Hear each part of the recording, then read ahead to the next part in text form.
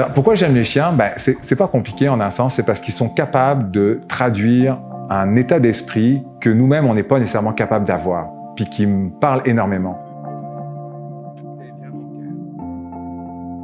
Moi, le fait de me reconnecter avec un chien, ça me reconnecte avec toute cette dynamique philosophique que j'ai tendance à perdre dans mon quotidien et qui me ramène un peu à la base. Vous savez, eux, à partir du moment où on est là, où on leur apporte de l'interaction, à partir du moment où on est à répondre à leurs besoins primaires, juste d'avoir à manger, juste d'avoir un petit peu d'attention, juste de quoi subvenir à leurs besoins fondamentaux, et c'est des êtres les plus heureux au monde.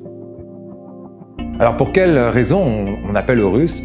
La première, c'est l'éducation du chiot, tout simplement. C'est-à-dire lui donner ses bases, les bases qui vont lui permettre de devenir un chien socialisé, puis capable de pouvoir interagir avec son monde.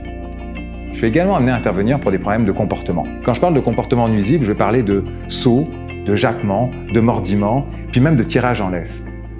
Le problème d'hyperréactivité est vraiment lié à un problème de socialisation à la base que le chien n'a pas nécessairement eu lorsqu'il était dans sa période de construction au niveau émotif et comportemental. Mais attention, nous on les considère nuisibles, n'oublions pas que certains de ces comportements sont des comportements naturels du chien également. Tous les membres de la famille sont vraiment impliqués dans ce projet-là, autour du chien. Pourquoi? Tout simplement parce que la famille constitue un environnement pour le chien, constitue également un climat émotif pour le chien. Ça veut dire que toutes les relations que l'on a, que ce soit le petit bout de chou, que ce soit la maman ou le papa, créent nécessairement une dynamique comportementale et émotive avec le chien. C'est pour ça que j'interviens toujours sur 3 axes. J'interviens sur le volet humain, j'interviens sur le chien, mais j'interviens également sur tout l'environnement de ce petit monde-là.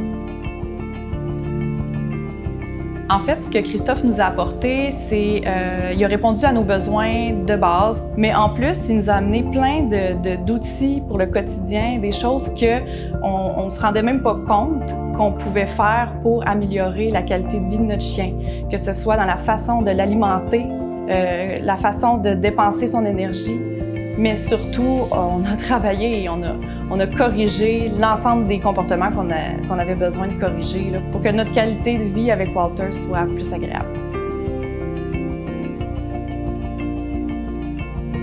La vie, elle est plus belle